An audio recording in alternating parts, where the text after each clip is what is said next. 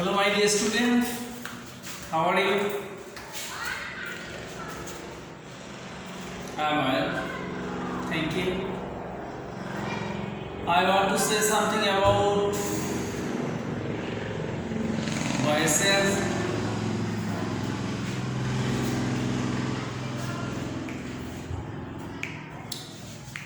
আমি তোমাদের ইতিপূর্বে ক্লাসে বলেছিলাম যে আমরা আগামী ক্লাসে ভয়েস সেন্স নিয়ে কথা বলবো। আমরা ক্লাস 7 থেকে ভয়েস সেন্সের কিছু জেনেছিলাম, আমরা দেখি সেই বিষয়ে আমরা একটু কথা বলে দেখি। ভয়েস সেন্স মিতু, তুমি বলতে পারো ভয়েস সেন্স কয় প্রকার?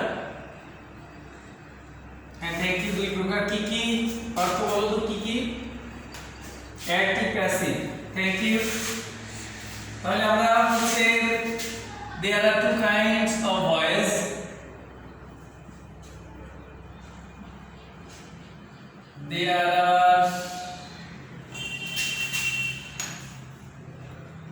There are 2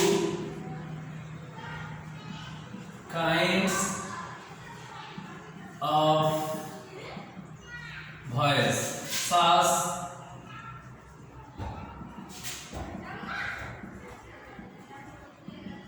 active voice, 2 number হচ্ছে প্যাসিভ। ওকে, এখন আমাদের একটা বিষয় আমরা দেখব যে এই অ্যাক্টিভ এবং প্যাসিভ অর্থাৎ সক্রিয় নিষ্ক্রিয়, এই অ্যাক্টিভ আর প্যাসিভ, এই অ্যাক্টিভকে যখন আমি প্যাসিভ করব তখন কিছু রুলস আমার ইউজ করব। সেই রুলসগুলো তোমরা একটু মনে রাখবে। আমাদের অনেক সময় প্রশ্নে অ্যাক্টিভকে প্যাসিভ করা থাকে, আবার অনেক সময় প্যাসিভ থাকে তাকে অ্যাক্টিভ করতে দেয়। তো আমরা প্রথমে কিভাবে একটা অ্যাক্টিভ ভয়েসকে প্যাসিভ করতে হয় সেই বিষয় নিয়ে তবে এর পূর্বে আমি আরেকটু কথা বলবো। সেটা হচ্ছে আমাদের একটা বিষয় জানবো যে আমরা ভয়েসেস করতে হলে জানি যে একটা সেন্টেন্সের মূলত হচ্ছে 2টো অংশ থাকে, একটা সাবজেক্টের অংশ আর একটা প্রেডিকেটের অংশ। সাবজেক্টের অংশটার মধ্যে শুধু সাবজেক্ট সীমাবদ্ধ থাকে, প্রেডিকেটের অংশের মধ্যে বাদবাকি সবগুলো থাকে। কিন্তু মূলত সাবজেক্ট, ভার্ব এবং অবজেক্ট এই 3টা মিলে একটা সেন্টেন্স হয়। তো আমাদের প্রথমে ভয়েসেস করতে হলে পরে একটা বিষয়ের উপরে বিশেষভাবে গুরুত্ব দেবে, সেটা হচ্ছে প্রদত্ত সেন্টেন্সের অবজেক্টটাকে নির্ণয় করতে হবে এবং ভার্বকে নির্ণয় করতে হবে। আমি যদি অবজেক্ট নির্ণয় করতে পারি তাহলে অ্যাক্টিভ ভয়েসে যেটা অবজেক্ট হবে প্যাসিভে গিয়ে সেটাকে সাবজেক্ট বানাতে হবে। কিন্তু এখানে একটা বিষয় তোমরা খেয়াল রাখবে সবসময় যে প্রত্যেকটি সেন্টেন্সের, যেমন আমি যদি তোমাদের দেখো একটু অবজেক্ট চিনতে হলে পরে কিছুটা মানে কিছুটা একটু টেকনিক অবলম্বন করতে হবে। সেটা হচ্ছে কি রকম, দেখো আমি এখানে বললাম যে I read in class 8।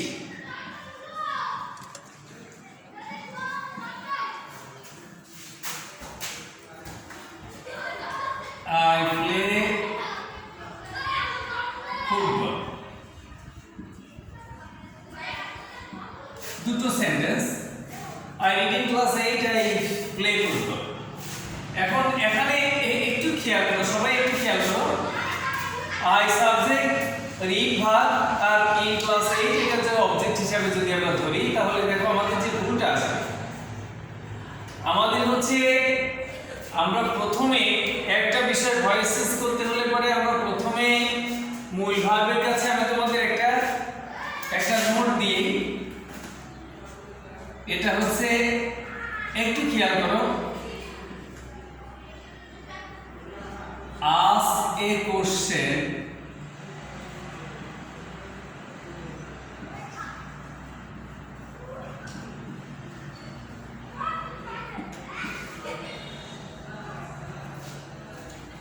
ask a question to the main verb and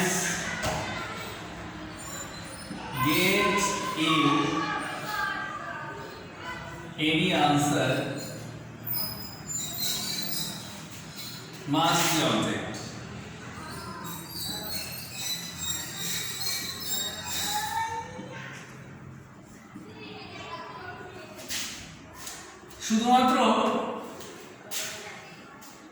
শুধুমাত্র এই বিষয়টার উপরে একটু follow the blackboard,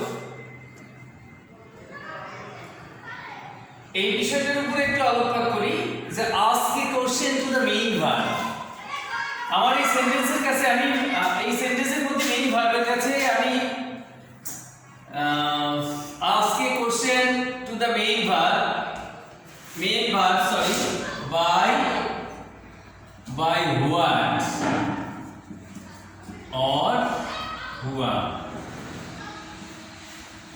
and get you any answer must be object. কি এবং কাহাকে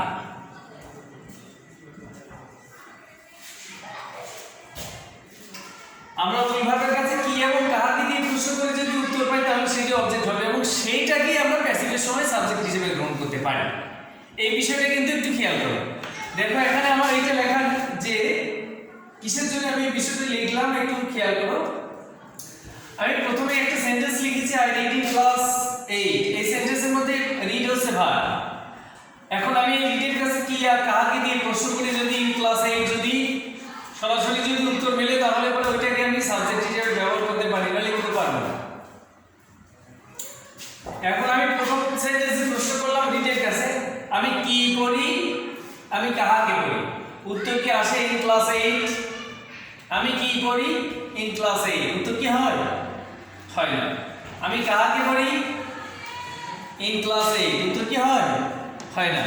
কিন্তু আমি যদি বলি যে আমি কোথায় পড়ি, আমি কোন শ্রেণীতে পড়ি, তখন কিন্তু উত্তর আসছে আমি 8-এ পড়ি। তাহলে কিন্তু এখানে আমি কি আর কাহাকে দিয়ে প্রশ্ন করে সরাসরি উত্তর পাইনি, যার ফলে এটাকে আমি অবজেক্ট হিসেবে গ্রহণ করতে পারছি না। হ্যাঁ, পার্থ যে প্রশ্নটা করছিলে যে স্যার তাহলে ইন ক্লাস 8 এটা কি, যদি প্লেস বুঝায় আমরা কিন্তু দেখো আমরা কিন্তু এখানে দেখেছি যে যখন আমরা অ্যাডভার্বকে ক্লাসিফিকেশন করেছিলাম তখন কিন্তু adverbial of time, adverbial of place, adverbial of manner এসেছিল। এটা কিন্তু অ্যাডভার্ব হবে, যদি স্থান বোঝায় তাহলে পরে সেটা কিন্তু অ্যাডভার্ব হবে। তাহলে পরে ইন ক্লাস 8টা হচ্ছে অ্যাডভার্ব। এখন দ্বিতীয় সেন্টেন্সে দেখো আই প্লে ফুটবল। এখানে কিন্তু আমি সহজেই এর উত্তর পাচ্ছি আই প্লে ফুটবল। আমি কি খেলি? ফুটবল খেলি। আই প্লে ফুটবল, আমি কি খেলি? ফুটবল খেলি।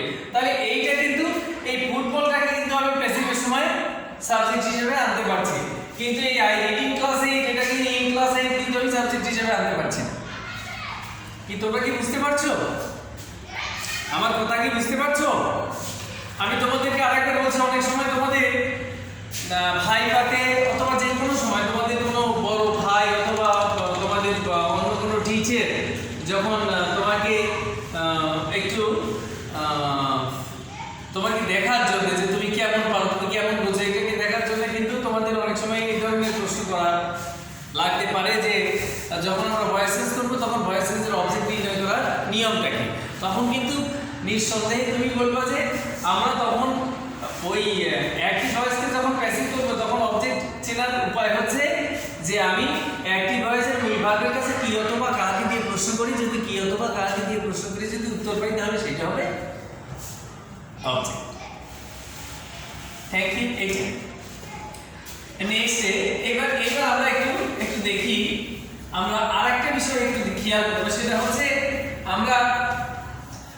আমরা যখন ভয়েসে যখন পড়ছি তখন কিন্তু আমরা ক্লাস 7 থেকেই কিন্তু এটা শিখেছি। তারপর আমি তোমাদেরকে আরেকটু বলছি যে অ্যাক্টিভ ভয়েসের অবজেক্ট প্যাসিভের সাবজেক্ট হবে, তারপরে টেন্স অনুসারে একটা সাহায্যকারী ভার্ব আসবে, তারপরে মূল ভার্বের পাস্ট পার্টিসিপল ফর্ম, তারপরে একটা প্রিপজিশন, তারপরে সাবজেক্টের অবজেক্টিভ ফর্ম। তো এখন এই সাবজেক্টের অবজেক্টিভ ফর্ম যখন দিতে হবে এই বিষয়টা তোমরা সবাই জানো। তারপর আমি আরেকটু বলি, সেটা হচ্ছে কি সাবজেক্টের অবজেক্টিভ ফর্ম আমি কিভাবে দিব। সাবজেক্টিভ ফর্ম আর এটা হচ্ছে অবজেক্টিভ ফর্ম। এখানে সাবজেক্ট যদি আই হয় তাহলে অবজেক্টে এসে কি হবে মি, সাবজেক্ট যদি উই হয় অবজেক্টে আসে হবে কি আস, সাবজেক্ট যদি হি হয় অবজেক্টিভ ফর্ম হবে হিম, সাবজেক্ট যদি দে হয় অবজেক্টিভ ফর্মে হবে দেম, সাবজেক্ট যদি শি হয় অবজেক্টিভ ফর্মে হবে হার, সাবজেক্ট যদি ইউ হয় অবজেক্টিভ ফর্মে ইউ হবে। এগুলো কোনো পরিবর্তন হবে না। এইটা হচ্ছে তোমার আর সচরাচর আমাদের এইগুলোই দেয়া থাকে I we he they she, I থাকলে মি, উই থাকলে আস, হি থাকলে হিম, দে থাকলে দেম, শি থাকলে হার, ইউ থাকলে ইউ, এর কোনো পরিবর্তন নেই। তখন আমি বলেছিলাম যে I play football,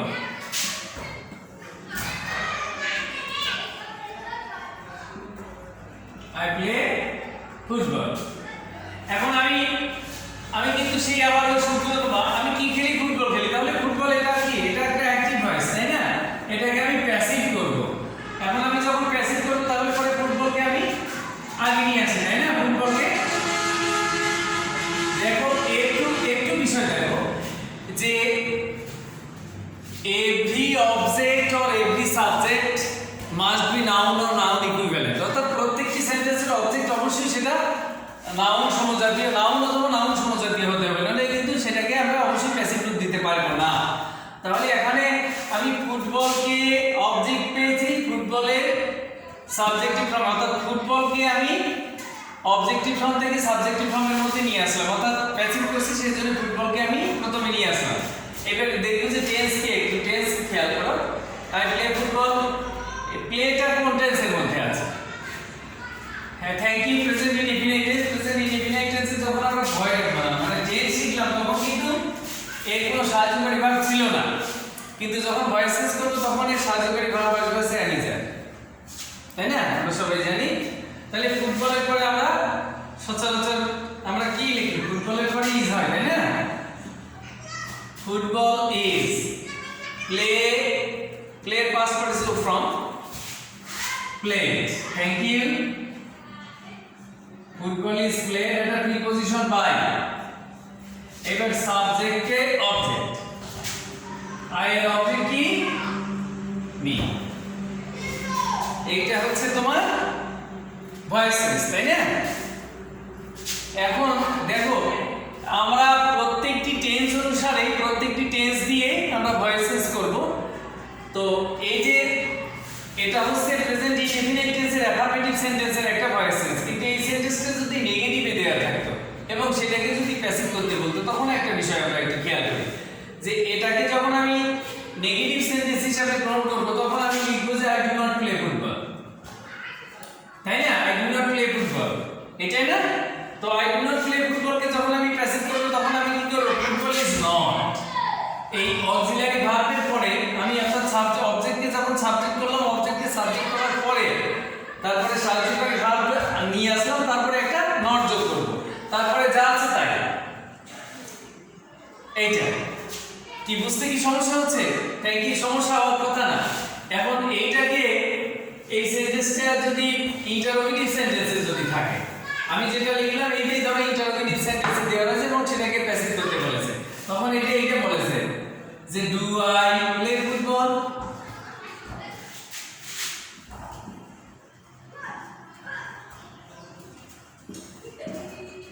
do I play football, তখন এইটাকে আমি কিভাবে প্যাসিভ করব একটু খেয়াল করো। যদি ইন্টারোগেটিভ সেন্টেন্সে প্রেজেন্ট ইনডিফিনিট টেন্সের ইন্টারোগেটিভ সেন্টেন্সে যদি ভয়েস চেঞ্জ করতে বলে তখন আমি দেখব যে প্রথমে অবজেক্টের কাছে গিয়ে দেখব যে অবজেক্টের পরে যে অক্সিলারি ভার্ব আসবে সেটাকে প্রথমে নিয়ে আসবে।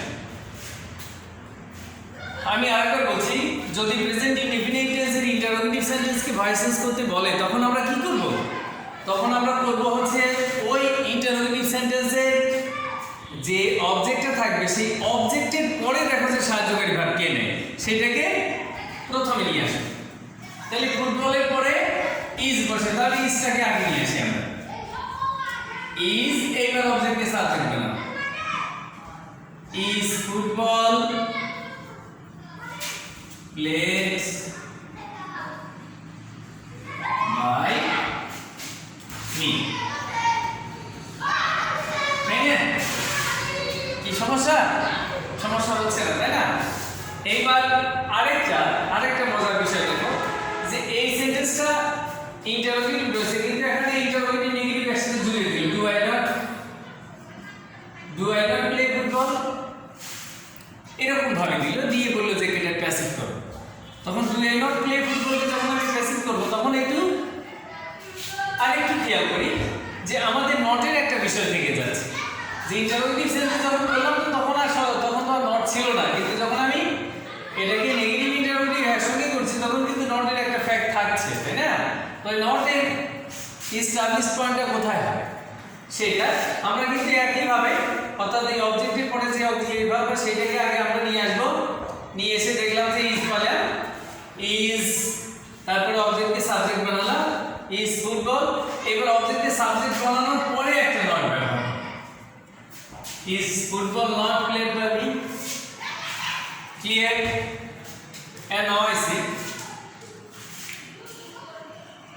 আমরা যে ভয়েস চেঞ্জ নিয়ে আলাপ করছি, আমি প্রত্যেক স্টুডেন্টের দৃষ্টি আকর্ষণ করছি। আমরা প্রেজেন্ট ইনডেফিনিট টেন্স থেকে ভয়েস চেঞ্জ যতটা করানোর দরকার আমি চেষ্টা করলাম। এখন তোমাদের কাছে আমার প্রশ্ন যে প্রেজেন্ট ইনডেফিনিট টেন্স থেকে ভয়েস চেঞ্জ আমি যে বুঝাইলাম, কারো কি কোনো অসুবিধা আছে? বুঝতে কি কোনো সমস্যা হচ্ছে? যে এখান থেকে any question this point voice sense present indefinite tense। দেখো আমাদের কিন্তু আরেকটা বিষয় যে অনেক সময় দেখা যাচ্ছে যে হয়তো আমি যতই তোমাদেরকে বলছি যে সমস্যা হচ্ছে কোথায়, কি সমস্যা হচ্ছে বলো, আমার কাছে না বললে পরে যখন আমি ক্লাস থেকে চলে যাব তখন কিন্তু পাশের যে ছেলেটা বসছে, তোমার একজন ফ্রেন্ড কম বসছে, সেই কম বোঝা ফ্রেন্ড যদি আমার যাওয়ার পরে যদি জিজ্ঞাসা করে, এই দোস্ত স্যার এইভাবে বলে গেল, আমি এখান থেকে এই জিনিসটুকু বুঝি নেই, মানে যে আমার কাছে এখন বলতে চাচ্ছে না, আমি তার জন্য বলছি, সে কিন্তু ওই ফ্রেন্ডের সঙ্গে আলাপ করতে পারে। এটা আলাপ করে নিয়ে কিন্তু অবশ্যই তোমরা এটার একটা সলিউশন আনতে পারো। তো আমি তোমাদেরকে বলছি যে কোনো ফ্রেন্ডের সাহায্য নেওয়ার দরকার নেই, যদি কোনো সমস্যা কারো থেকে থাকে তাহলে আমার সঙ্গে সেটা কনসাল্ট করতে পারো, আমি চেষ্টা করছি বোঝানোর জন্য।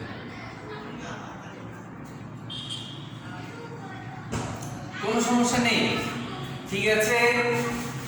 তাহলে এখন দেখো যে আমরা প্রেজেন্ট ইনডেফিনিট টেন্স থেকে যে ভয়েস চেঞ্জগুলো দেখলাম, এগুলা হচ্ছে আমরা ঠিক এইভাবে আমরা পাশে গিয়ে একটু প্র্যাকটিস করব, এবং ঠিক একইভাবে এবার হচ্ছে আমরা প্রেজেন্ট কন্টিনিউয়াস টেন্সে বলতে যাব।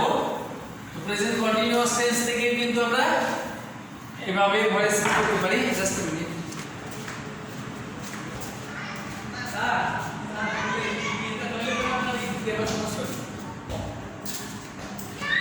দেখো আমি তোমাদের কাছে এটা বলছি যে আমরা